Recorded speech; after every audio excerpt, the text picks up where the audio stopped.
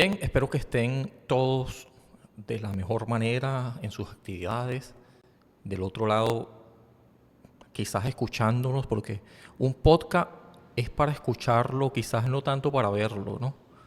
Por eso es que es bueno que tenga un buen audio. Rápidamente les voy a explicar, decir, acercar la definición de una palabra que también empieza por la letra A. Y en este caso es ambigüedad, algo ambiguo.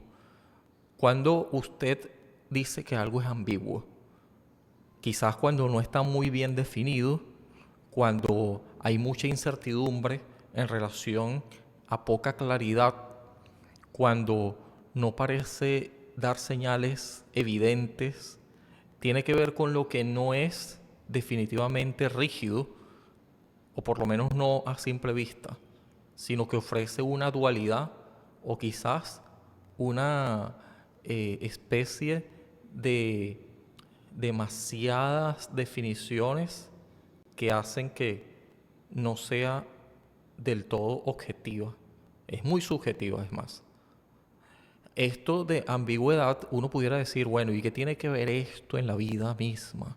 ¿Acaso no es cierto que las probabilidades, es decir, el azar es lo que más se repite, la recurrencia del desorden? En términos de la termodinámica, está esta palabra que algunos pueden conocer desde la física, que es la palabra entropía.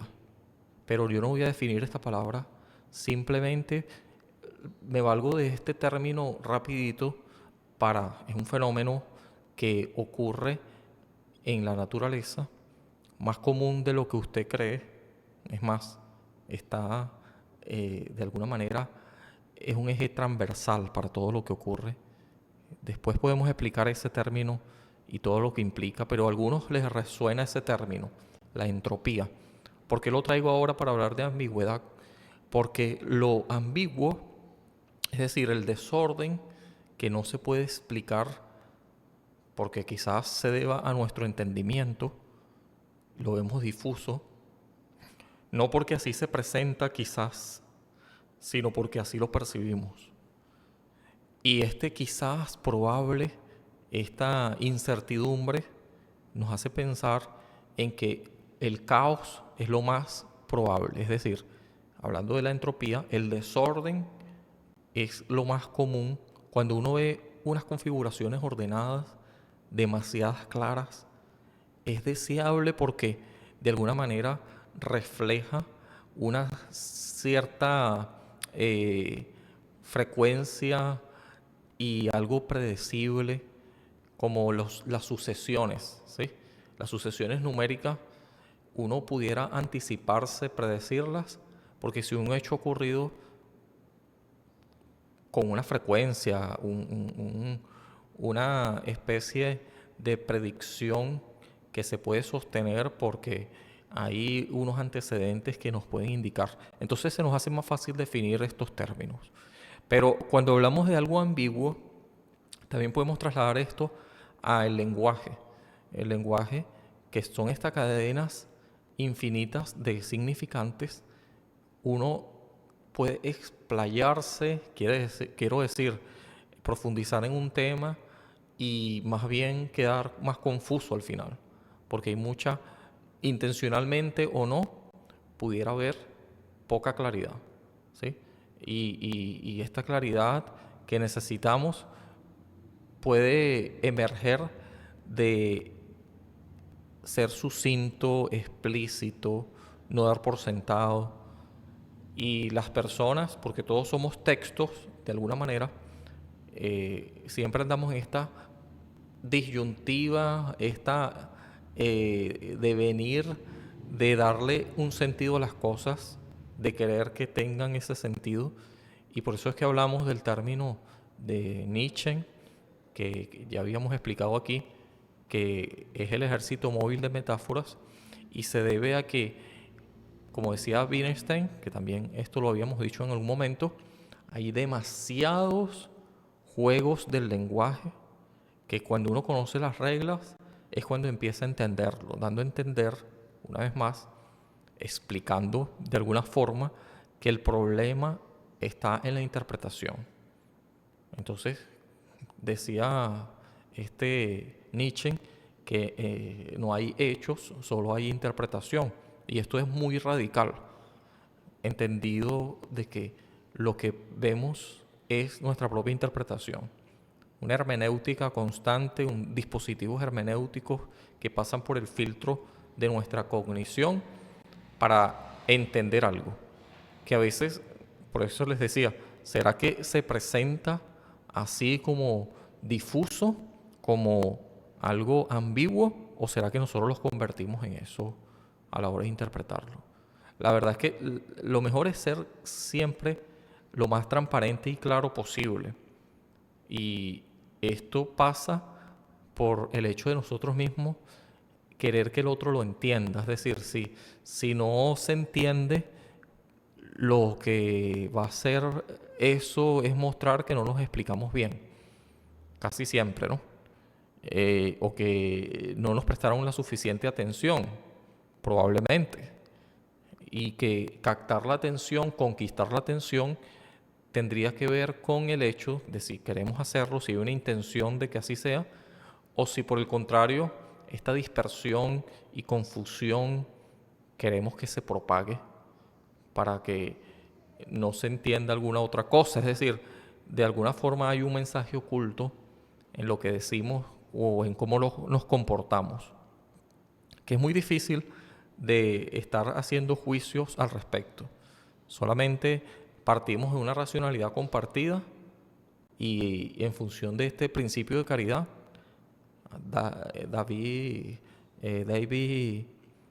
Donald Davison, mejor dicho, él explicaba de que es posible el principio de caridad porque tenemos en común una racionalidad, es decir, una racionalidad compartida es lo que hace posible que nos entendamos y que la ambigüedad puede deberse a una falta de comprensión o a una intención, digamos, bien estructurada, pensada, que obviamente tiene el objeto de confundir, ¿sí?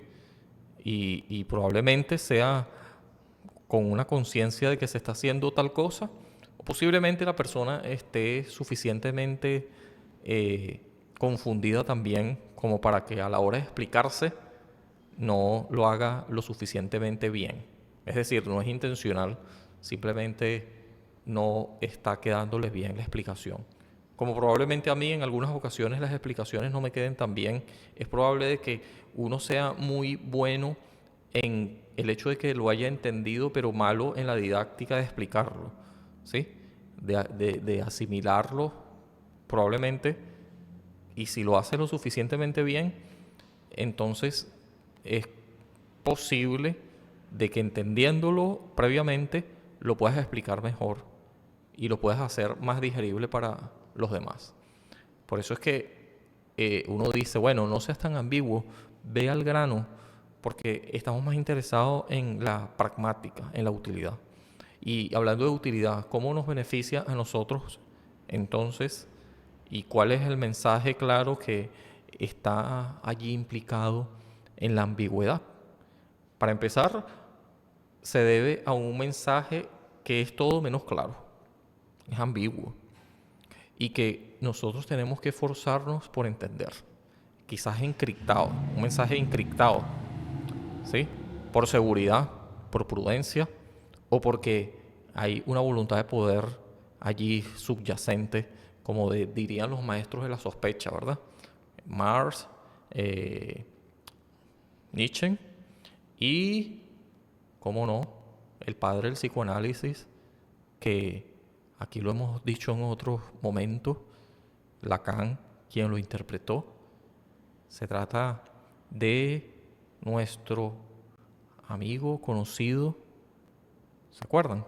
¿Cómo se llama? Freud. Entonces, estos maestros de la sospecha dicen de que hay cosas ambiguas, una voluntad de poder, una intención no clara, de que no demos por sentado nada, de que no nos dejemos llevar por la intuición o por aquello que dicen obvio, obvio, obvio. Obvio es que, bueno, pero se explica por sí solo, está totalmente claro. ¿Y dónde está tu capacidad de análisis, de ver todo? Eso no debe parar, debes evaluar las cosas y no dar por sentado de que son claras, pero a la hora de expresarte, tratar de que tu mensaje sea todo menos ambiguo, al menos que por alguna razón no tengas que encriptar un mensaje por aquello de la prudencia. ¿Se acuerda que nosotros hablábamos de... Aquí yo tengo unas notas que no quise hablarle tanto de muchas cosas que tomé aquí en relación a este tema, pero hay un personaje que nosotros habíamos dicho que incluía la prudencia entre un haber que tiene que ver con disimular. Lo que sabes puede que es bueno que lo mantengas allí difuso por temor a que no solamente que se malinterprete tus intenciones, sino que pueda que las personas que están en el status quo, que tienen este lenguaje como el asunto del poder, de voluntad de poder en relación con el lenguaje, sea, digamos, la tendencia. Y cuando tú vas en contra de ese status quo o de esa tendencia epistemológica, si se quiere, entonces puede que te ahorres muchos problemas siendo irónico, como decía Richard Rorty, que esto también es difuso, da una sensación de ambigüedad, pero es intencional, por supuesto. Y como decía este personaje que le estoy hablando, mantenerse de cierta forma disimulado, disimulado y más bien no se ve como una cuestión, ¿cómo decir?, que está mal vista porque es más bien una cuestión de salvaguardarte si tu vida corre peligro o si dejas de estar allí porque estás cayendo mal en relación a las cosas que dices. Probablemente convenga o hacer una revolución donde la voluntad de poder que no es tuya va a terminar sacándote de allí por revoltoso, o dejar que el tiempo dé la razón. Entonces,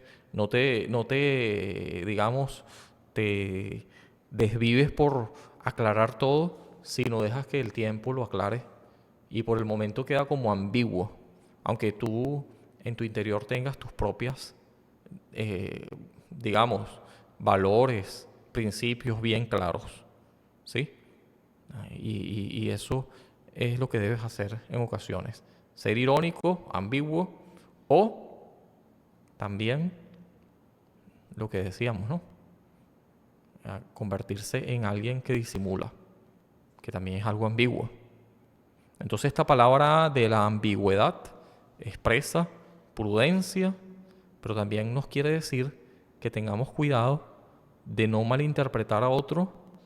Quizás seamos nosotros lo que vemos ambiguo, lo que es evidentemente claro, y está así porque hace falta, como decía Nick Lang, sacarle capas de trascendencia, y así se mantiene inmanente. Pero de esto podemos hablar en otra ocasión, sobre todo esto último que dije, ¿sí? Esto es todo lo que quería decirle, espero haya quedado claro y poco ambiguo, pero es una definición más o menos rebuscada, pero con algunos ejemplos de lo que es ambigüedad y la importancia de que el docente en su rol de líder, ¿verdad?, sepa con las preguntas atinadas, llámese método socrático o mayéutica, si se quiere, hacer que esta persona se exprese y lo haga con la mayor claridad posible. De modo que dejando lugar para el pensamiento crítico y no coaccionar al otro, porque probablemente por eso diga cosas que no están tan claras, ocultando mensajes por temor a nosotros. Y eso sí sería una especie de derrota. para aquel que quiere ganarse la confianza, que debería ser esa la meta del educador. ¿Sí? Eso es todo. Hasta ahora, todo bien. Esperemos vernos en una próxima oportunidad. Y bueno, nada, esto está quedando muy largo, así que chao, chao.